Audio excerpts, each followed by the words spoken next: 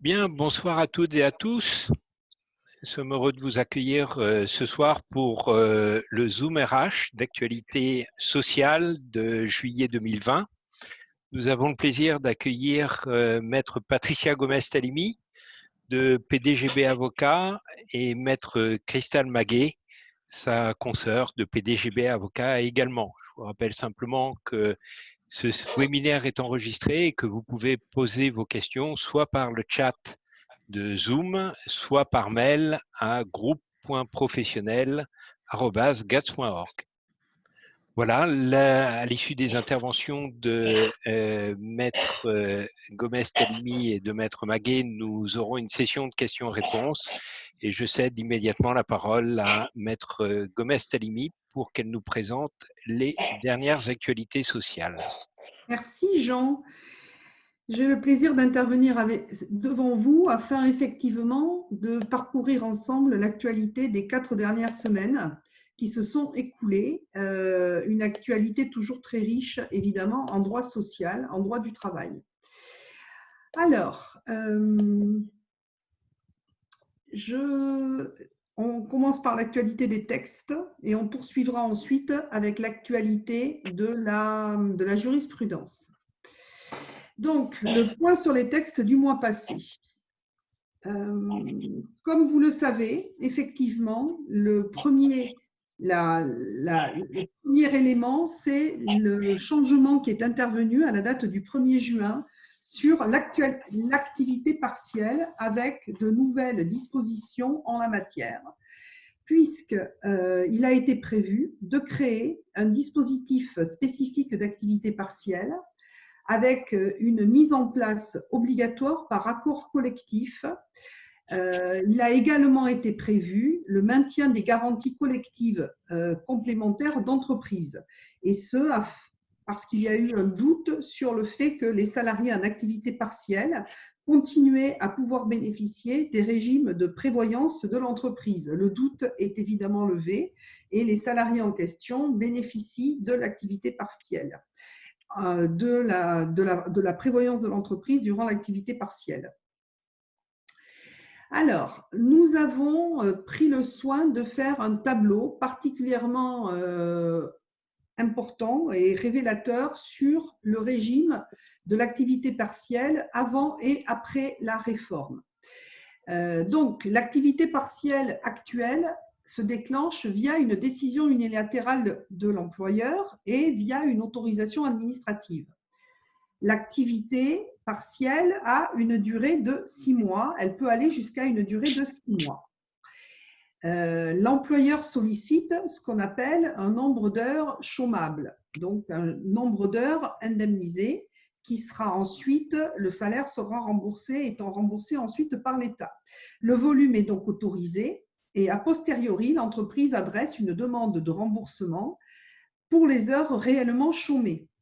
Le salaire versé est un salaire qui est représentatif, on appelle une indemnité d'ailleurs, une indemnité d'activité partielle qui est égale à 78% du salaire brut, soit l'équivalent de 84% du salaire net. Il faut savoir que l'activité partielle de droit commun cible, comme on le dit, serait déterminée de la manière suivante. Toujours une décision unilatérale avec une autorisation administrative.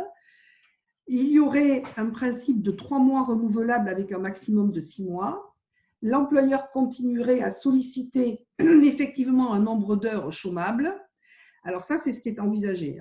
Et enfin, on a une indemnisation au niveau du salarié qui serait équivalente à 100% du salaire net au niveau du SMIC pour les gens qui sont au niveau du SMIC, à 72% du salaire net pour les salariés qui seraient au niveau de 1,3% du SMIC, 1,3 fois le SMIC.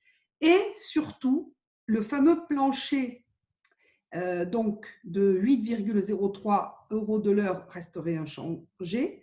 Et dernier point dont vous devez tous vous souvenir, les 70% du salaire brut passeraient à 60% du salaire, donc 60% au lieu de 70%, avec le plafond, qui est toujours le cas aujourd'hui, de 4,5 fois le SMIC.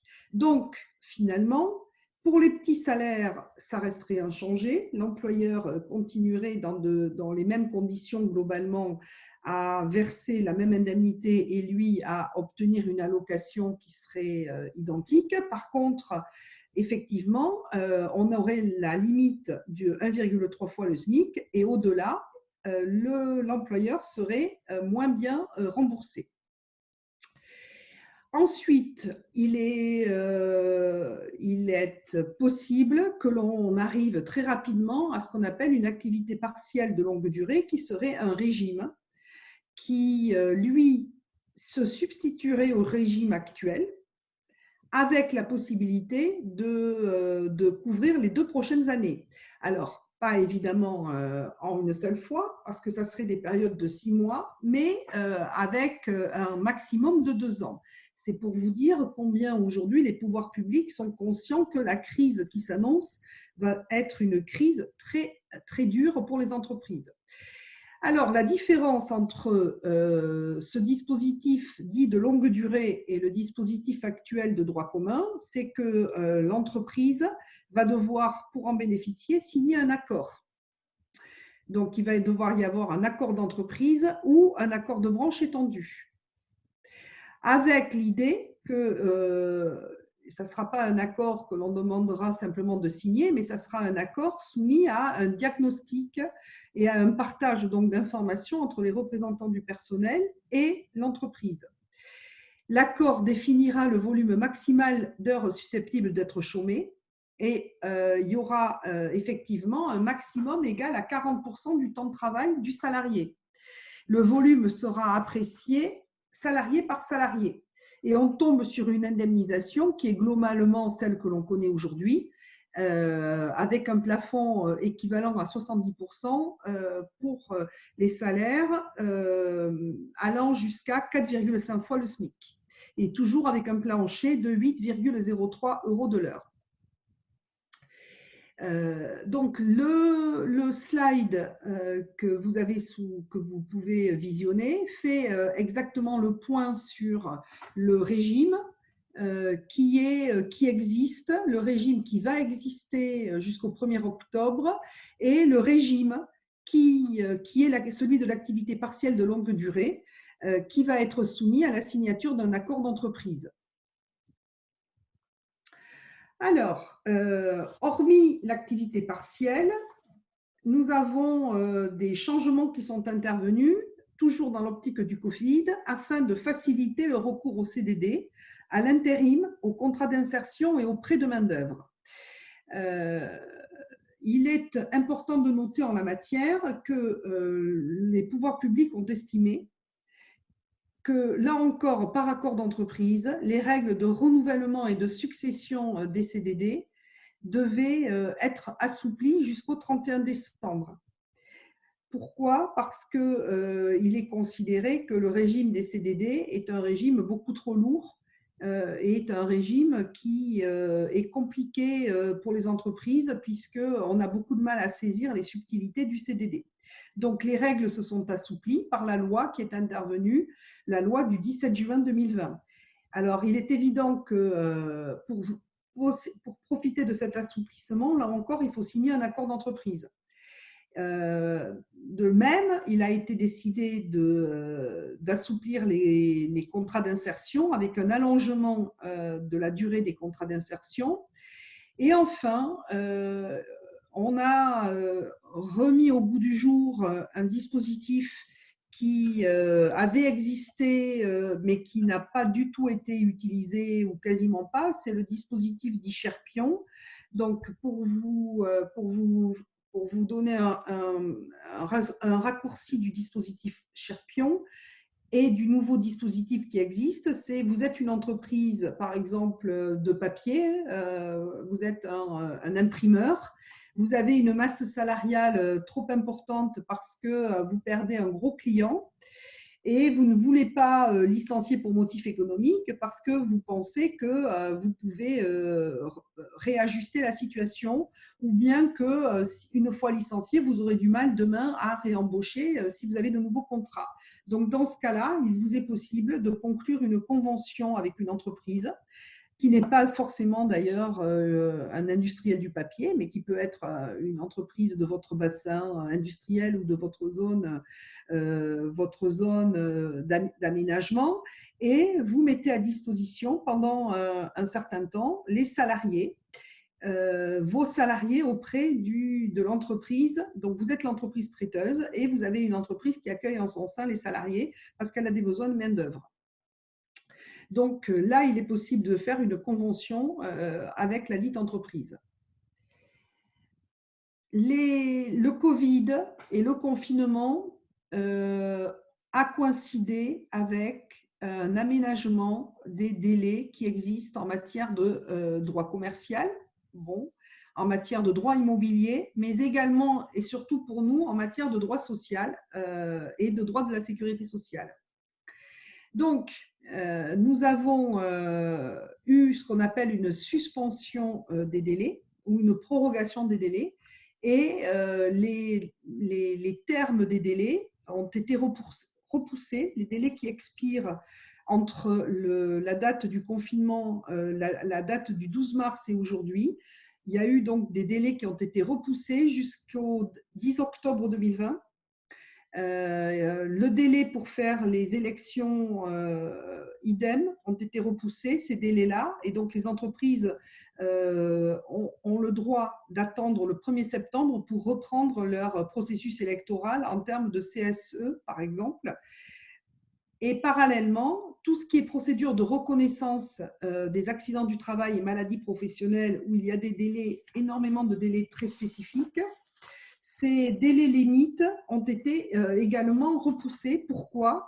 Parce que les caisses primaires d'assurance maladie sont confrontées à une grande activité et que les entreprises elles-mêmes ont du mal à gérer, ce qui est normal, les questionnaires qui sont reçus par exemple des caisses primaires. Donc pour ces raisons-là, les délais ont été repoussés. Les délais peuvent vous être envoyés, si vous le souhaitez, sur votre demande, parce que ce sont des délais qui sont assez nombreux et qui constituent autant de chausses-trapes pour les entreprises qui ont du mal à les maîtriser. L'URSSAF, au mois de juin, a rappelé les modalités déclaratives pour les travailleurs handicapés. Il faut que vous sachiez que l'année 2019 coïncide avec l'annonce d'une réforme fondamentale qui a pris effet justement au 1er janvier 2020 s'agissant de l'emploi des travailleurs handicapés.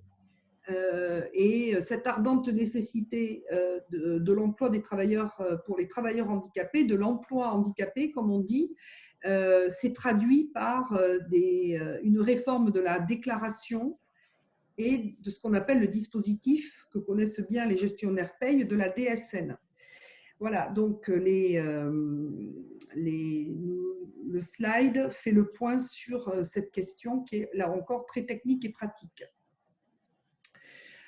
Alors, durant le mois de juin, il est survenu une directive européenne qui doit être transposée en France au plus tard au 31 décembre 2021. Cette directive européenne concerne les lanceurs d'alerte.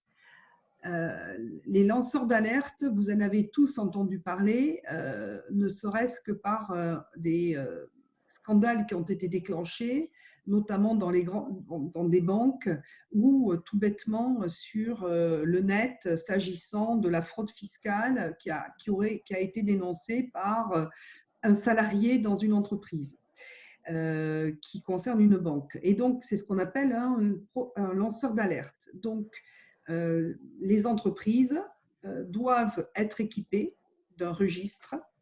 Toutes les entreprises de plus de 50 salariés doivent être équipées d'un registre qui est un registre où est mentionnée une alerte faite par un salarié. Donc l'alerte, elle peut être aussi bien en droit commercial Par exemple, de la corruption, un salarié qui soupçonne de la corruption de la part de l'un de ses collègues ou de la part de son PDG. Ça peut être en termes environnemental, un salarié qui décide de dénoncer la pollution par son entreprise de la rivière adjacente, mais ça peut être aussi en droit social, un salarié qui dénonce un harcèlement moral dont fait l'objet l'un de ses collègues, ou encore qui dénonce des propos sexistes et de la discrimination de la part de la direction des ressources humaines. Bref, l'alerte est une notion polyforme. Or, qui dit alerte, souvent dit représailles. Donc, pour cette raison-là, étant précisé que le lanceur d'alerte a été lancé au niveau international et au niveau plus particulièrement de l'Europe et a été transposé en France, l'Europe a décidé d'aller plus loin et a décidé d'ériger un arsenal de protection en faveur du lanceur d'alerte. Alors, je vous le dis tout de suite, la France, en la matière, avait pris les devants puisque la loi Sapin 2, dont vous avez sans doute tous entendu parler, avait de toute façon déjà protégé le lanceur d'alerte en construisant une protection contre le licenciement, contre les mesures discriminatoires prises à son encontre. Cette protection a été intégrée en son temps dans le Code du travail et dans le Code pénal. Bon, ça c'est le premier point. Néanmoins, la France doit continuer cet arsenal de protection puisqu'il faut maintenant aller plus loin en la matière et il va falloir mettre en place ce qu'on appelle des, ouvrez les guillemets, canaux de signalement efficaces dans les entreprises de plus de 50 employés ou les villes de plus de 10 000 habitants. Alors pourquoi la spécificité sur les villes? Parce que il y a certes le secteur privé dont vous faites partie qui est concerné, mais également le secteur public et notamment celui des collectivités locales. Donc, votre mairie, votre commune, dès lors que vous vivez dans une ville de plus de 10 000 habitants, doit forcément, le jour venu, renforcer son dispositif s'agissant de l'alerte et du lancement d'une alerte. Et l'interdiction de toute forme de représailles, je dois bien vous avouer qu'en la matière, je trouve que la France est au rendez-vous. Donc, la seule chose, c'est qu'on va devoir unifier la législation sur toute l'Europe. Et donc, il faut qu'on atteigne le standard de ceux qui ont érigé une protection la plus élevée qui soit. Et je pense honnêtement qu'en la matière, on en fait partie. Alors, ensuite, vous avez dû en entendre parler. Vous savez que l'épargne salariale ne peut être débloquée que pour des cas bien particuliers. Par exemple, si vous voulez acheter votre résidence principale ou s'il y a un divorce. Bon, si naturellement vous quittez l'entreprise, c'est aussi un cas de déblocage. Et le gouvernement a souhaité, via un décret, faire en sorte que les victimes de violences conjugales puissent débloquer leur participation ou leur plan d'épargne entreprise. C'est un point qui montre l'intérêt et la volonté de l'actuel gouvernement de protéger les femmes en la matière. Alors, je reviens juste sur le slide précédent. Hormis le déblocage, sachez qu'en termes d'épargne salariale et durant le confinement et après le confinement, il y a eu des nouveautés. Et notamment, l'une des nouveautés, c'est qu'on peut déposer électroniquement les règlements des plans d'épargne salariale. La voie électronique étant privilégiée par la force des choses aussi, je dirais, étant précisé que c'était le cas pour tous les accords d'entreprise et qu'il n'y avait plus de dépôt papier auprès de la direction départementale du travail. Et ensuite, on n'a plus besoin de consulter un CSE sur un projet d'accord d'intéressement, ce qui allège, là encore, les obligations des entreprises. Donc, on est aujourd'hui le 2 juillet. Malheureusement, si vous n'avez pas adopté, si vous n'êtes pas à jour sur l'épargne salariale concernant l'intéressement et la participation, vous aviez pour les entreprises qui ont un exercice social qui vont du 1er janvier au 31 décembre, vous aviez jusqu'au 30 juin, donc jusqu'à hier, pour vous mettre en règle, jusqu'à avant-hier, puisqu'on est le 2 juillet, vous aviez jusqu'au 30 juin pour vous mettre en règle en la matière et signer un accord d'intéressement ou de participation. Alors, les tickets restaurants, les adaptations ont été faites pour soutenir nos amis restaurateurs. Et il y a eu donc des règles dérogatoires qui sont valables jusqu'au 31 décembre 2020. Donc, vous pourrez utiliser, mais à condition que ce soit un restaurant, vos tickets restaurants, donc samedi, dimanche, jour férié, et vous pouvez payer, entre guillemets payer, jusqu'à 38 € par jour via vos tickets restaurants. Donc, vous avez compris que le plafond a été multiplié par 3, même un peu plus de 3. Enfin, il y a eu un accord national interprofessionnel sur les cadres qui, pour une fois, et on doit le saluer, a fait l'unanimité parmi les partenaires sociaux. Donc, les cadres, vous le savez, c'est une catégorie qui a connu son heure de gloire dans les années 70 et petit à petit, les cadres se sont retrouvés ou se sont pensés comme étant les mal-aimés de la population active. Pourquoi? Parce que les cadres parce que la catégorie de cadres, c'est aussi polymorphe. C'est à plusieurs facettes. Vous avez le cadre dirigeant, vous avez le cadre moyen, vous avez le cadre autonome, vous avez le cadre intégré, vous avez l'assimilé cadre. Bref, au milieu de tout ça, le cadre a du mal à savoir qui il est vraiment. Donc, les syndicats ont signé au niveau national un accord avec des notions clés. Alors, première notion, c'est que les branches professionnelles doivent définir ce qu'est un cadre en fonction de leurs propres critères. Ceci est très important parce que dans la notion de cadre, vous avez la notion d'encadrement, par exemple, et de management. Or, vous pouvez très bien avoir des cadres qui n'encadrent pas, qui encadrent eux-mêmes, par exemple. Et pour autant, ils ont un pouvoir de décision et une autonomie qui fait qu'ils sont cadres. Donc, vous avez aussi, dans cet accord national, une incitation aux bonnes pratiques avec des règles d'éthique qui sont importantes à respecter par rapport au cadre et avec le principe posé d'entretien d'évaluation et avec le principe que les cadres doivent avoir accès aux informations émanant de l'entreprise. C'est important. Donc, vous avez compris qu'on essaye de repositionner le cadre comme étant un emploi important dans l'entreprise. Sont rappelés dans l'accord les enjeux managériaux sur les cadres, avec les nouveaux modes d'organisation du travail et d'équilibre des temps de travail et des temps de vie privée ou des temps de loisirs. Alors, il est d'ailleurs très intéressant pour cela de voir les réflexions qui ont émaillé le télétravail. Beaucoup de cadres se sont sentis désarmés parce qu'ils n'avaient plus leur équipe sous la main, entre guillemets, dans les locaux. Donc, ils se sont sentis perdus, certains. Donc, il faut réinventer à l'orée et à l'aune des enjeux managériaux posés par les nouvelles pratiques du travail, le statut de cadre. Enfin, un nouveau protocole de déconfinement version 3. La V3 du protocole de déconfinement a été mis en ligne par le ministère du Travail le 24 juin 2020. Alors, justement, la transition est toute faite. Avant le 24 juin 2020, le télétravail était la règle.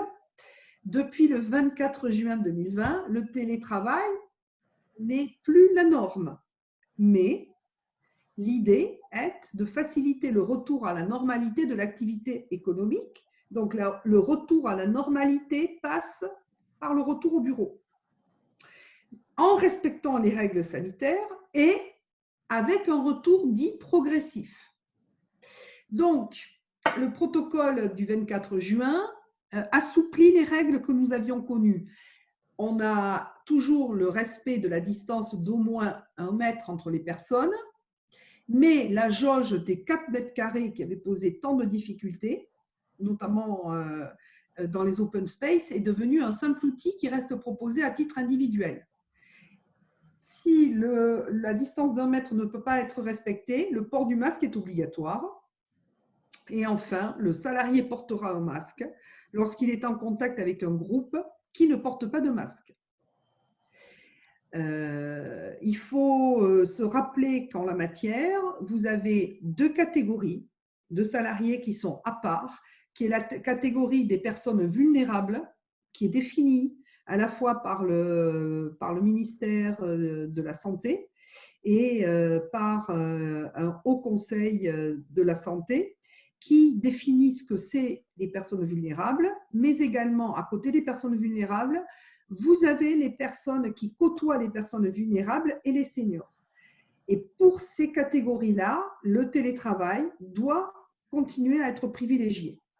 Je vais maintenant passer la parole à ma consoeur Christelle Maguet, qui va faire un focus sur la jurisprudence récente à retenir. Alors, vous voulez que... oui, je vais partager.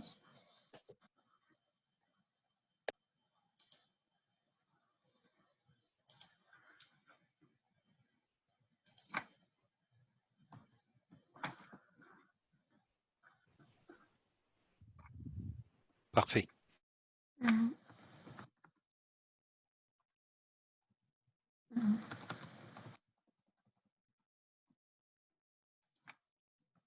Voilà. Donc, comme vous allez le constater, la jurisprudence a été également très riche ce mois-ci. Et pour commencer, on va parler d'un licenciement pour inaptitude physique qui n'avait en l'occurrence pas été suffisamment motivé et qui donc a été requalifié en licenciement sans cause réelle et sérieuse. C'est un arrêt de la Cour de cassation qui nous le dit du 3 juin 2020. Pour rappel, le salarié a été licencié donc, le 3 novembre 2014 pour un motif qui tient à son inaptitude et au refus d'une proposition de poste de reclassement. Il n'était pas mentionné donc, dans la lettre de licenciement l'obligation de reclassement que l'employeur aurait respectée. À ce titre, il convient de rappeler l'article L1232-6 du Code du travail qui prévoit que la lettre de licenciement doit énoncer les motifs dans la lettre de licenciement et fixe les limites du litige. Donc, à défaut, le licenciement serait sans cause réelle et sérieuse. Et donc, en l'occurrence, en matière d'inaptitude physique et d'impossibilité de reclassement, la lettre doit viser spécifiquement l'impossibilité de reclassement ainsi que l'inaptitude. Il s'agit d'une jurisprudence constante de la Cour de cassation qui nous dit que la seule mention soit de l'inaptitude, soit de recherche infructueuse, ou soit la seule mention du refus de proposition de reclassement ne permettait pas d'obtenir une cause réelle et sérieuse au licenciement. Ça ne suffit donc pas. La solution peut paraître logique puisque, effectivement, la Cour de cassation considère que la recherche de reclassement et le refus par le salarié de proposition de reclassement n'impliquent pas en soi le respect par l'employeur de son obligation de reclassement, puisque l'employeur doit pouvoir démontrer qu'il n'avait pas d'autre poste à proposer aux salariés. Il convient toutefois de noter que depuis janvier 2018, le motif de licenciement peut être précisé a posteriori, et c'est l'article L1235-2 du Code du travail qui nous le dit. L'employeur peut donc, en principe, ajouter postérieurement cette obligation de reclassement en précisant donc les motifs du licenciement. Par ailleurs, il convient également de noter que si le salarié ne demande pas de précision quant au motif du licenciement, ce qu'il est en droit de faire, deux personnes peuvent demander en réalité, le salarié peut demander la précision et l'employeur peut préciser de lui-même. Donc, le salarié qui ne demanderait pas ces précisions donc, dans les délais impartis serait donc en maximum en droit de bénéficier d'un mois de salaire au titre de l'insuffisance de motivation, puisque effectivement il n'y aurait pas d'office, comme ça pouvait être le cas antérieurement, de licenciement sans cause réelle et sérieuse. Se pose dès lors la question de savoir si l'absence de mention de reclassement constitue soit une absence de motivation, ce qui rendrait alors le licenciement sans cause réelle et sérieuse, soit une insuffisance de motivation et donc qui permettrait aux salariés de bénéficier uniquement d'une indemnité d'un mois de salaire. Pour l'instant, effectivement, on n'a pas la réponse puisque le licenciement date de novembre 2014 et que cette possibilité a été mise en place à compter de 2018. Deuxième jurisprudence qu'il convient de noter, l'information sur le motif économique de la rupture quand il y a une acceptation du CSP par le salarié. Si l'employeur n'a pas informé le salarié du motif économique, dès lors, le licenciement est sans cause réelle et sérieuse. Alors, pour ce faire, la jurisprudence a rendu, la Cour de cassation a rendu 3 arrêts qui portent sur des sujets qui sont liés, mais qui sont quelque peu différents, et je vais donc y revenir. Tout d'abord, il convient de noter que l'acceptation du CSP par le salarié n'exonère pas donc de l'obligation d'information sur le motif économique. Il s'agit d'une jurisprudence constante et en réalité, l'ensemble des conventions de rupture qui emportent rupture du contrat de travail pour motif économique oblige l'employeur à informer le salarié du motif économique, dans la mesure où, en réalité, il ne s'agit qu'une modalité de rupture du contrat de travail pour motif économique. Et donc, le licenciement serait, à défaut, sans cause réelle et sérieuse. Et c'est la décision qu'a rendue la Cour de cassation dans les 3 arrêts dont je vais vous parler tout de suite. Tout d'abord, le premier arrêt concernait l'acceptation par le salarié du CSP suite à un refus de modification de son contrat de travail. Donc, la notice qui a été remise dans le cadre du CSP ne mentionnait pas effectivement le motif économique, et seules les lettres de proposition de modification du contrat de travail remises aux salariés mentionnaient qu'à défaut, effectivement, le salarié pourrait être licencié pour motif économique. La Cour de cassation, en l'espèce, considérait que c'était insuffisant et que la notice d'information sur le CSP aurait dû mentionner la cause économique du licenciement. Deuxième jurisprudence, ça concerne donc la même société qui était placée donc en redressement judiciaire et qui a licencié un salarié après autorisation du juge commissaire. À ce titre, l'arrêt relève que les informations données aux salariés ne visaient pas expressément l'ordonnance du juge commissaire, donc autorisant le licenciement, et donc il y avait un défaut également de motivation, dans la mesure où la lettre de licenciement n'était pas suffisamment caractérisée. Troisième jurisprudence, ça concernait en l'occurrence un salarié qui a accepté un contrat de sécurisation professionnelle alors qu'il était placé en ATMP, donc en accident de travail maladie professionnelle, alors que, et rappelons-le, c'est important, l'article L1226-9 du Code du travail prévoit explicitement qu'un salarié placé en ATMP ne peut être licencié que pour faute grave ou impossibilité de maintien de son contrat de travail. À défaut, le licenciement est considéré comme nul. En l'occurrence, les précisions sur les difficultés économiques qui avaient été apportées par l'employeur sur la note relative au CSP étaient insuffisantes car les difficultés en réalité la simple mention de difficultés économiques n'était pas suffisante à caractériser en soi le motif, l'impossibilité de maintenir le salarié au sein de l'entreprise. Donc effectivement, dans ce cas-là, le motif économique doit être mentionné, mais également le fait que cela motive la rupture du contrat de travail pour impossibilité de maintenir le salarié au sein de l'entreprise, tel que prévu par l'article L1226-9 donc, du Code du travail. À noter que l'information relative au motif économique du licenciement doit être donné au salarié au plus tard à la date d'acceptation donc du CSP. Ça peut être à divers moments de la procédure ou en tout état de cause, ça doit être donné au plus tard au jour de l'acceptation du CSP par le salarié. Donc un arrêt maintenant qui concerne le comportement sexiste et dégradant d'un salarié au sein d'une entreprise, le salarié ayant été en l'occurrence licencié pour faute grave du fait de ses comportements.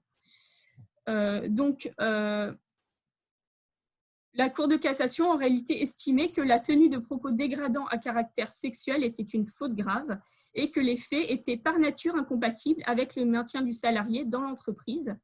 Cela n'est pas une jurisprudence effectivement nouvelle, puisque cela avait également reconnu pour un salarié tenant des propos racistes ou encore des propos antisémites. En l'occurrence, l'employeur, pour licencier le salarié, ne s'est pas placé sur le terrain du harcèlement sexuel. Il a juste estimé qu'effectivement, les propos tenus par le salarié ne permettaient pas donc son maintien dans l'entreprise et justifiaient son licenciement pour faute grave. Par ailleurs, ce n'est pas la première fois que le salarié adoptait ce type de comportement. Et il est à noter que la Cour d'appel avait eu un avis différent puisqu'elle avait retenu la notion l'ancienneté du salarié pour estimer qu'en réalité, il ne s'agissait pas d'une faute grave, mais uniquement d'une cause réelle et sérieuse.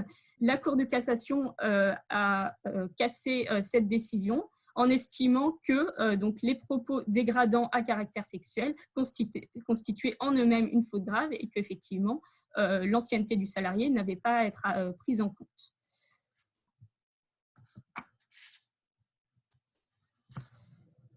Une jurisprudence maintenant concernant le droit électoral et l'obligation de neutralité de l'employeur concernant les opérations électorales. Donc, c'est une jurisprudence de la Cour de cassation du 27 mai 2020.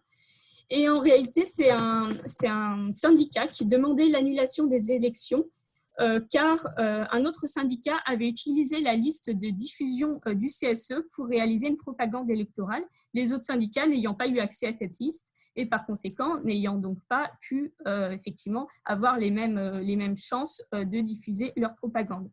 L'employeur n'avait pas réagi, l'employeur avait été informé effectivement de ces faits, mais n'avait pas réagi. Il avait continué effectivement les opérations électorales sans émettre la moindre objection. Et donc, la Cour de cassation a estimé que celui-ci avait manqué à son obligation de neutralité et avait donc annulé les élections. Peu importe en réalité que le manquement de l'employeur soit caractérisé ou que ce soit simplement une simple négligence. Peu importe également en matière d'obligation de neutralité qu'il y ait un impact qui soit démontré sur les résultats. La simple violation de cette obligation de neutralité permettant effectivement de faire annuler les opérations électorales. La Cour de cassation a à ce titre relevé que l'absence de réaction de l'employeur n'avait pas permis à l'ensemble des syndicats un égal accès aux moyens de propagande. Et donc, il semblerait qu'en réalité, l'employeur aurait dû, dans ce cadre-là, autoriser les autres syndicats à faire de même et à communiquer également via cette mailing list du CSE.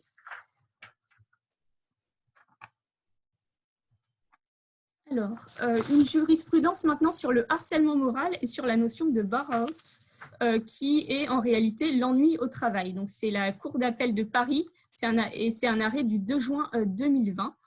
En l'occurrence, un salarié avait été placé en arrêt de travail pour dépression. Il avait ensuite été licencié pour absence désorganisant le fonctionnement de l'entreprise. Le salarié estimait que l'arrêt de travail qui avait engendré son licenciement était lié à un harcèlement moral, dans la mesure où on ne lui avait pas donné des tâches en lien avec ses qualifications et ses fonctions et qu'il avait été mis à l'écart. Il estimait qu'on lui avait confié des travaux subalternes qui ne correspondaient absolument pas à sa qualification. En réalité, le manque d'activité et l'ennui avaient été démontrés clairement par le salarié, également par des attestations. Et donc, la Cour de cassation a retenu que effectivement, la dégradation de son état de santé était liée à ses conditions de travail et à son ennui au travail, donc d'où burn-out. Ce n'est pas une jurisprudence nouvelle puisque la Cour de cassation a déjà estimé de longue date que la mise à l'écart ou la placardisation d'un salarié était constitutive d'un harcèlement. Par ailleurs, la notion de bar-out n'est pas non plus nouvelle puisqu'elle est apparue dans des arrêts de la cour d'appel, de différentes cours d'appel en 2016. Donc effectivement, c'est assez nouveau, mais ce n'est pas la première fois qu'on entend parler de cette notion donc d'ennui au travail. Et il convient donc de faire attention puisqu'effectivement, désormais, le surmenage n'est pas la seule cause effectivement qui peut justifier un harcèlement au titre des tâches qui sont confiées aux salariés.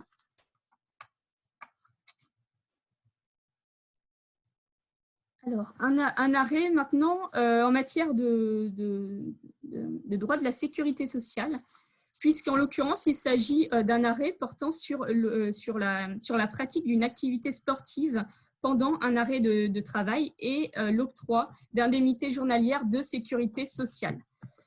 En l'occurrence, un salarié avait fait l'objet d'un arrêt de travail qui n'autorisait pas expressément la pratique sportive.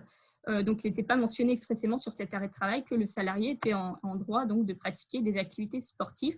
La seule mention sur cet arrêt concernait les sorties. Donc, le salarié, effectivement, était en possibilité de sortir et de se déplacer. Des attestations postérieures de médecins indiquaient effectivement que les activités sportives pratiquées par le salarié étaient bien fondées, que cela effectivement améliorait son état de santé. Toutefois, la Cour de cassation a estimé que ces différentes attestations postérieures n'équivalaient pas à une autorisation d'activité. Pour rappel, donc, les indemnités journalières de la sécurité sociale sont soumises, le versement d'indemnités journalières de sécurité sociale est soumis à condition, et c'est l'article L323-6 du Code de la sécurité sociale qui nous le dit, puisque le salarié a l'obligation de s'abstenir de toute activité qui n'est pas expressément autorisée dans l'arrêt de travail. Donc là, en l'occurrence, il s'agissait de la participation d'une course à pied et le salarié a été amené à devoir rembourser donc l'indu d'indemnité journalière qui lui avait été versé pendant effectivement qu'il pratiquait cette activité. L'arrêt de travail, donc, comme je vous l'indiquais, ne mentionnait sortie libre. Il ne mentionnait aucune interdiction de la moindre activité sportive ou autre.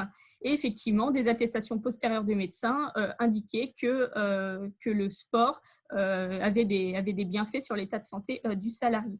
Donc, c'est une jurisprudence qui est assez stricte pour le salarié et sur les mentions contenues donc, dans les certificats médicaux.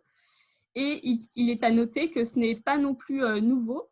Ce n'est pas non plus nouveau puisque une solution identique avait par exemple été jugée pour des travaux de peinture d'un salarié réalisés chez ses parents ou encore la réparation d'une voiture ou le jardinage. Et même si cela coïncide avec des heures de sortie autorisées. Donc, effectivement, c'est une jurisprudence qui est assez stricte.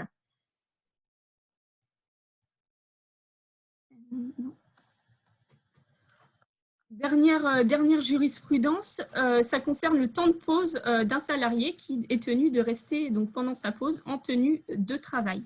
Donc, c'est une jurisprudence du 3 juin 2020. Donc, pour rappel, en vertu de l'article L3121-1 du Code du travail, le travail effectif est la durée pendant laquelle le salarié est à disposition de son employeur et se conforme à ses directives sans pouvoir vaquer librement à ses occupations. En l'occurrence, la salariée était agent de sécurité aéroportuaire et effectivement, elle devait rester en tenue de travail pendant sa pause. Elle pouvait par ailleurs faire l'objet de contrôles inopinés concernant sa tenue, mais également son comportement, puisqu'elle était à la vue des usagers. Or, la Cour de cassation a estimé que la salariée pouvait, pendant son temps de pause, soit rester dans le local de l'entreprise spécialement dédié aux pauses, ou aller où elle le souhaitait. Donc, par conséquent, la seule obligation de tenue de travail et le fait de devoir avoir un comportement irréprochable pour évoluer au sein de l'aéroport, en réalité, n'était pas suffisant à caractériser un travail effectif, mais résultait uniquement de l'image de l'entreprise. Et par conséquent, effectivement, la salariée qui demandait à être payée de ses temps de pause n'a pas obtenu gain de cause à ce titre.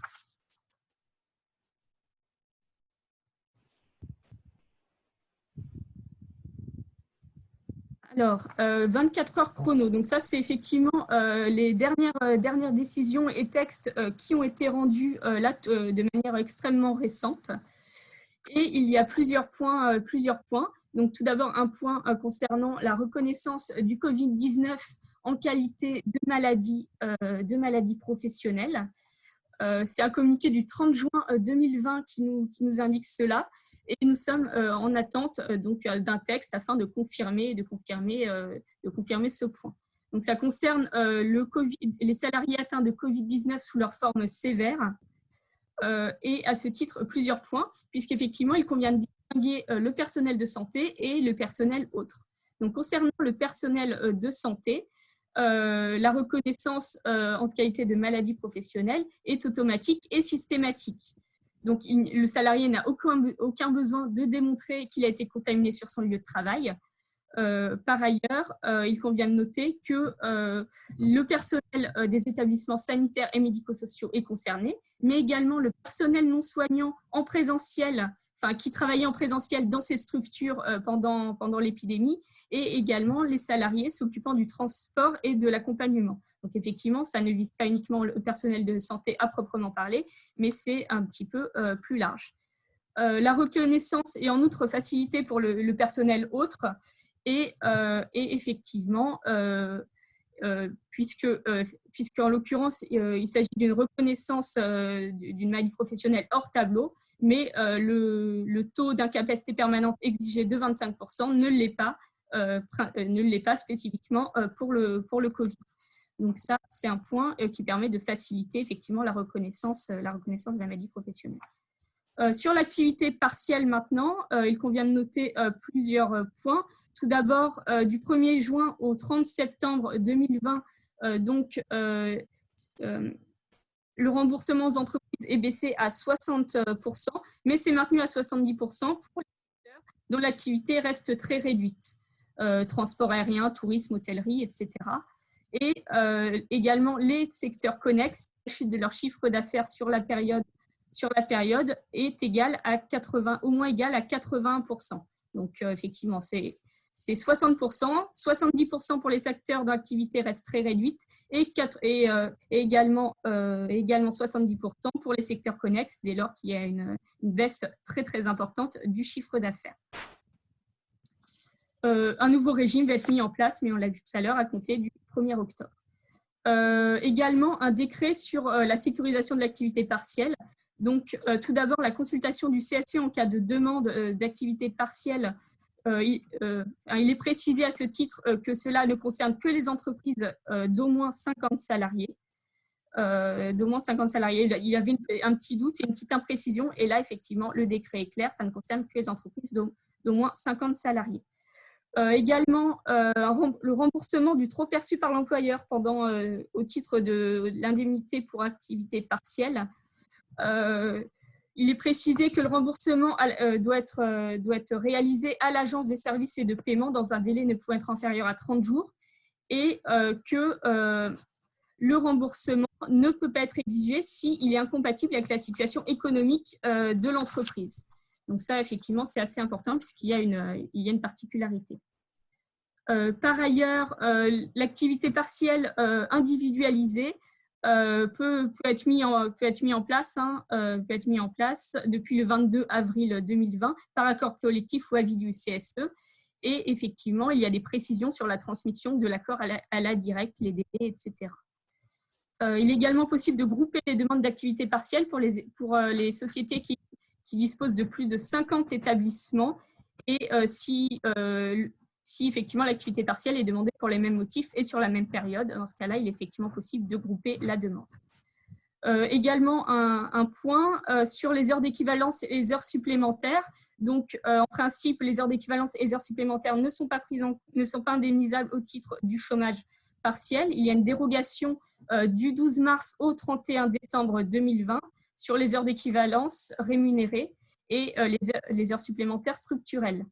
il est précisé que les erreurs également de calcul concernant l'assiette du chômage partiel qui serait liée à la rémunération des heures supplémentaires non indemnisables ne ferait pas l'objet de récupération de sommes indûment perçues par l'administration, sauf fraude. Donc là, effectivement, il y a l'URSSAF fait preuve de bienveillance à l'égard des entreprises.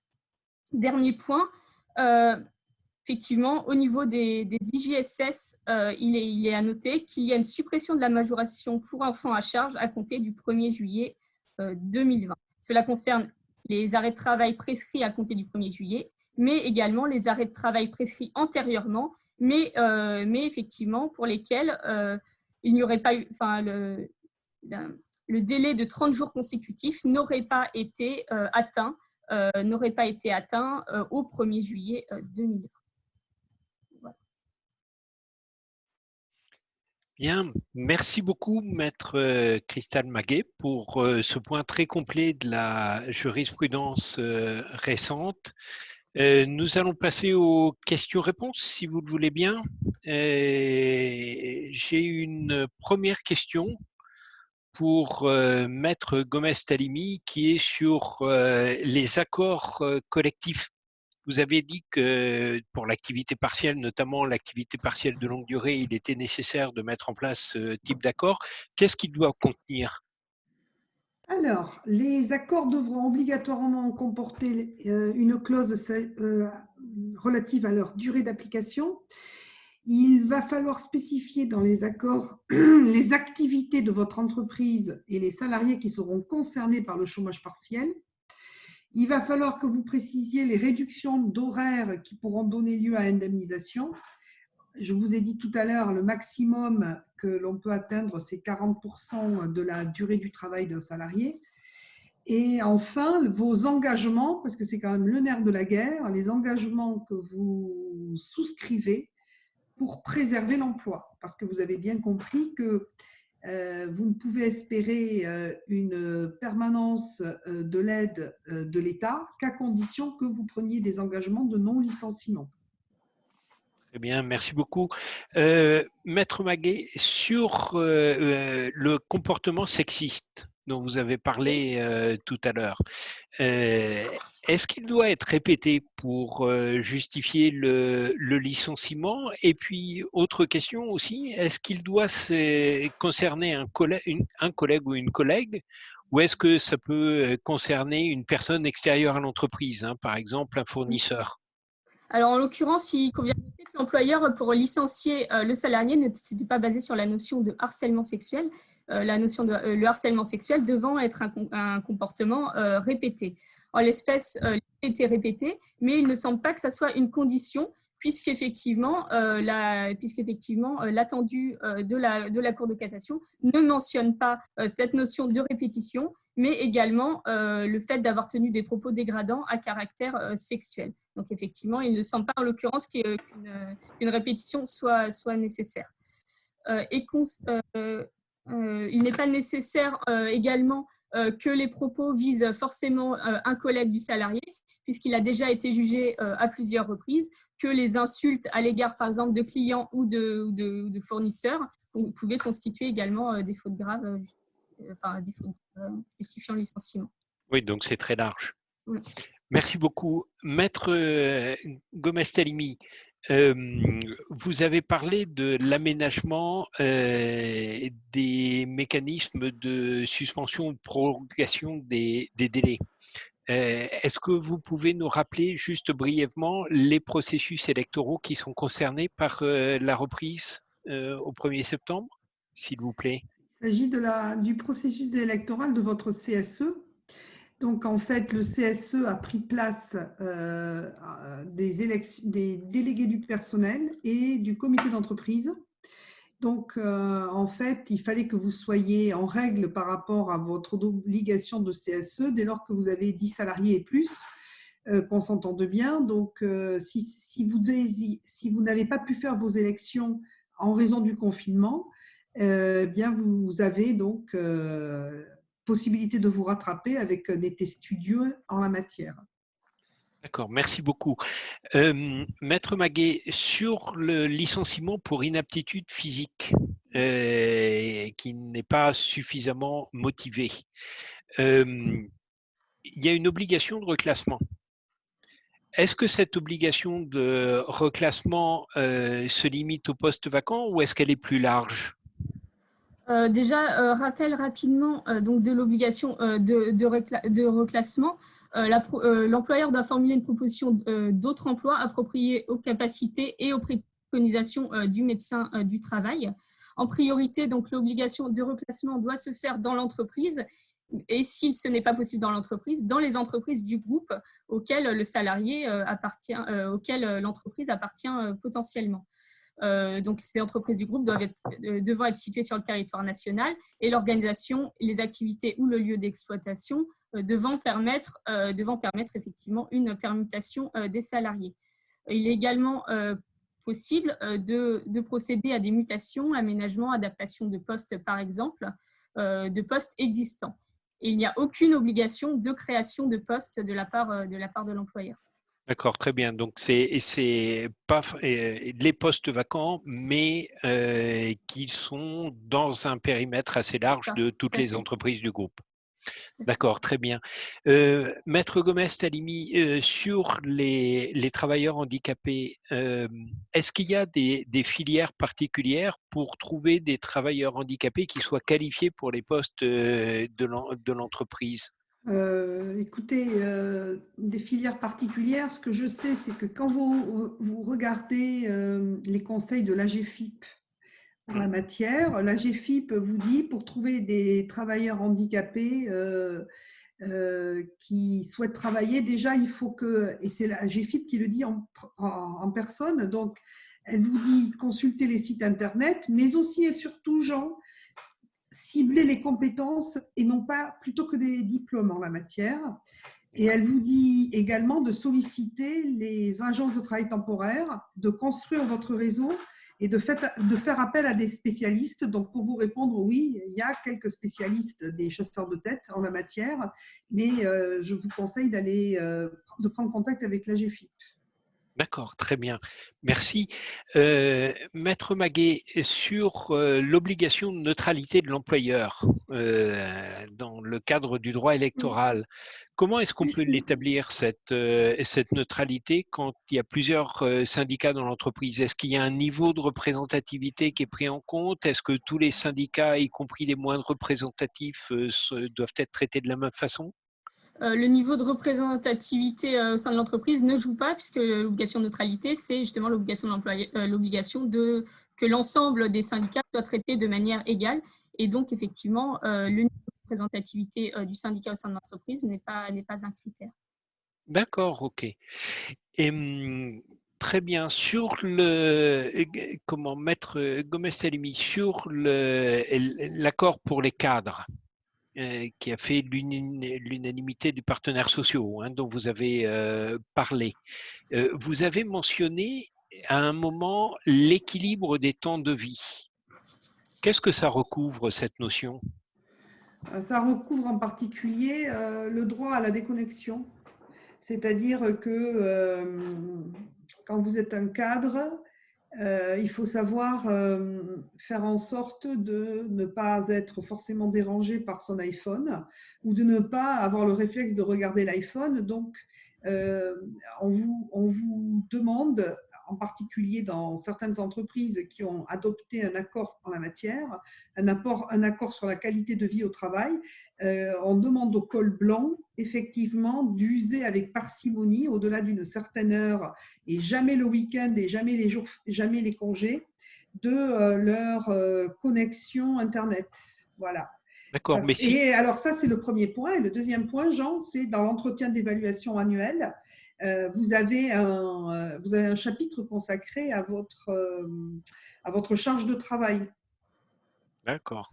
Voilà. Mais si on envoie un mail le week-end, à partir du moment où on n'attend pas de réponse avant le lundi suivant, est-ce que ça peut passer, ou est-ce qu'il faut garder ces mails dans sa boîte d'envoi avant de les adresser? Je pense que vous venez de souligner exactement le problème.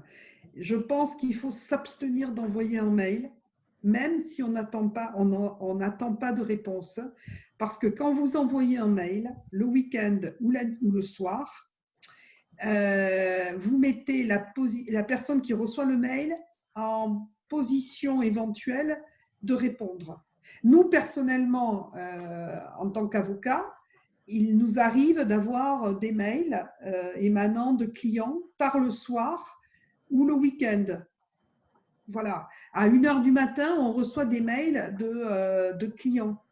Eh bien, même si je suis réveillée à 1h du matin et que je travaille personnellement, ou que Christelle, de son côté, travaille, on se refuse vigoureusement à répondre parce qu'il faut se discipliner. C'est aussi un facteur d'efficacité, hein, de contentieux d'un côté et d'efficacité de l'autre aussi. D'accord, très bien, merci beaucoup. Une dernière question peut-être pour Maître Maguet. Lorsqu'on est en tenue de travail pendant la pause, comment est-ce qu'on peut identifier, tracer, comment est-ce que l'employeur peut savoir effectivement que l'employé est bien en pause? En réalité, c'est assez simple puisqu'effectivement, les pauses, là, on parle des pauses légales, on ne parle pas juste du salarié qui va prendre son café, puisque ça, effectivement, là, on parle vraiment des pauses qui ne seraient pas rémunérées. Donc, il est assez simple de mettre en place soit une badgeuse, par exemple, où le salarié doit badger quand il prend sa pause, ou des badgés en l'occurrence, soit par le biais, par exemple, d'horaires fixes. Ça peut arriver aussi dans certaines entreprises où les pauses sont de telle heure à telle heure. Voilà, après, effectivement, l'employeur doit savoir quand son salarié est en pause et en l'occurrence, dans la jurisprudence concernée, donc le salarié pouvait soit rester dans la salle de pause, soit effectivement aller se balader dans l'aéroport, mais l'employeur était tenu de savoir qu'il était en tout état de cause en pause. Très bien. Ben, écoutez, il me reste à vous remercier. C'était très riche, très dense, beaucoup d'actualités ce mois-ci. Je vais simplement rappeler que la prochaine session Zoom RH aura lieu le 3 septembre prochain, puisque c'est le premier jeudi du mois, et que nous allons passer le mois d'août en prenant un break qui sera quand même bien mérité, et que dans l'intervalle, vous pourrez retrouver cette session Zoom RH très prochainement, je pense au plus tard ce week-end, sur la chaîne YouTube des groupes professionnels, avec les interventions de Maître Patricia Gomez-Talimi, de Maître Christelle Maguet et la session de questions-réponses à laquelle vous venez de participer. Merci infiniment d'avoir participé à ce Zoom RH. Je vous souhaite un excellent été et puis je vous dis à très bientôt à la rentrée. Merci, excellent été à tous. Merci. Au revoir.